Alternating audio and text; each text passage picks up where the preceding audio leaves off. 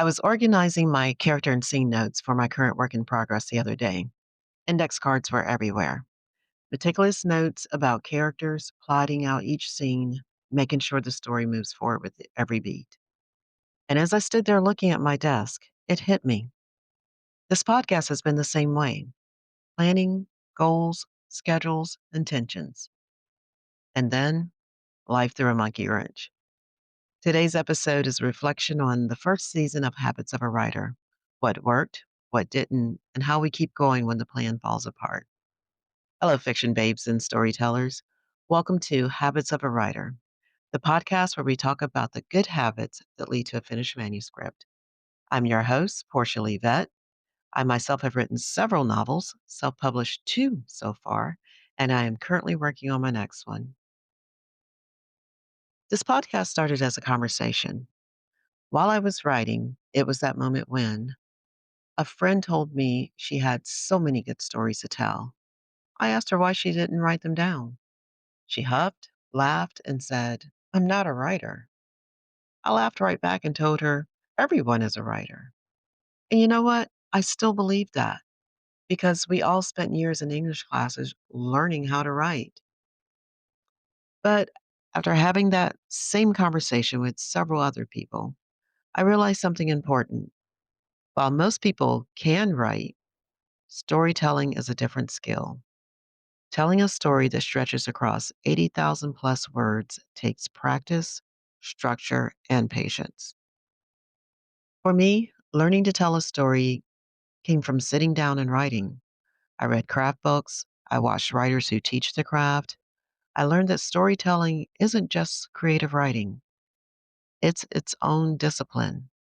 And even after learning the craft, becoming a writer still requires another skill: planning.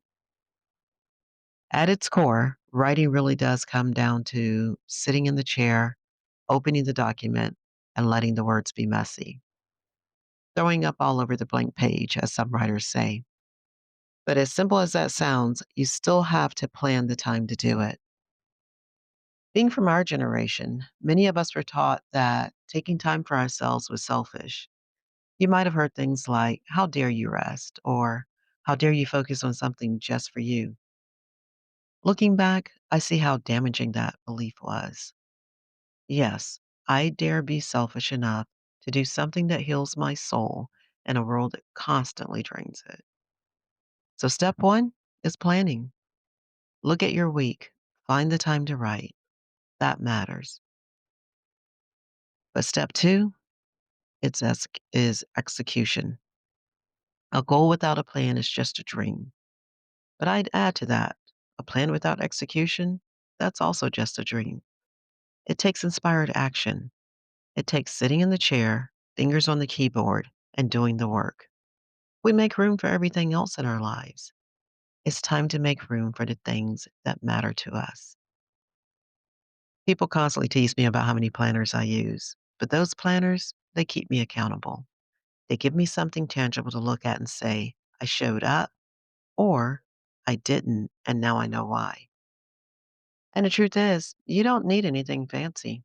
You can use the calendar on your phone, the one in your email, or even a simple to do app, whatever helps you hold yourself accountable.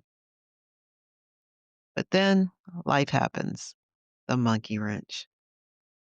I had my schedule, I had my rhythm, and then I took a full time job that was 100% physical. After sitting at a desk for 17 years, my body had questions. I didn't touch my computer for almost 2 weeks. I was exhausted. Sore muscles I didn't even know I had. I spent days on the couch, barely able to move. I missed a week of recording. Social media was ignored. Substack was ignored. I fell short of my writing goal for November. And then I showed up again. That went straight into my bravery box. I didn't quit. I allowed my body to do what it needed so I could keep going. That's not the superwoman cape I talk about taking off. That's wisdom. Those 2 weeks gave me time to adjust, recover, and let my creativity breathe again. I'm a self published author, so I don't have publishers breathing down my neck about deadlines. It's okay if I miss a word count. I'm not going to beat myself up about getting sick. And you shouldn't either. Give yourself grace. Even traditionally published authors have to listen to their bodies. Words can't be forced, they need space to flow. And at this stage of life, taking care of ourselves isn't optional, it's necessary. This podcast has always been more about how to keep writing than how to write. Season one was about mindset, about building the confidence to believe your story matters, about learning to sit down and write even when fear, doubt, or exhaustion shows up. The loudest critics we face are usually internal.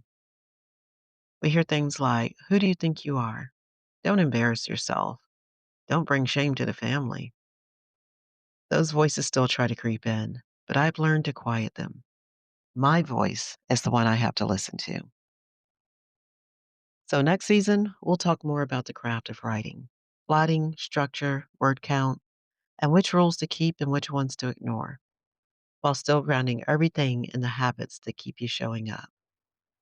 And I'll keep saying this: Gen X needs to tell our stories. We don't need anyone else telling them for us.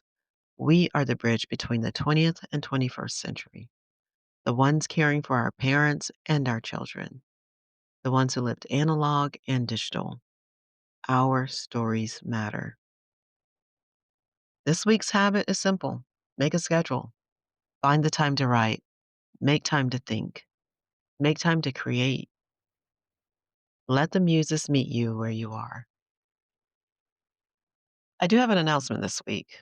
I'd love for you to join me on December 30th for a live session on my YouTube channel. Plan your 2026 writing goals with me. My birthday falls on a Tuesday this year, and I thought it would be the perfect way to close out the year together. We'll spend 60 to 90 minutes planning with intention. Make sure you subscribe to my Substack for the pre event prompts. There also will be no podcast next week because of the holidays, but I'll be showing up on Substack. I'll leave all the links in the description. I'm excited about what's ahead, and I hope you are too. This work feels purposeful to me, and that's why I keep showing up. If this podcast has made even a small difference to you, I'd love to hear about it. And hey, if you're new here and looking for tips on writing and building habits for a writing routine, encouragement to publish your manuscript, and want to talk all things writing, I'm glad we found each other. I'll be here on Tuesdays with a brand new episode, so make sure you hit follow or subscribe so you don't miss it. And if today's episode encouraged you, share it with another writer friend. Until then, happy writing, my friends. My name is Portia Lee Vett, and this is Habits of a Writer.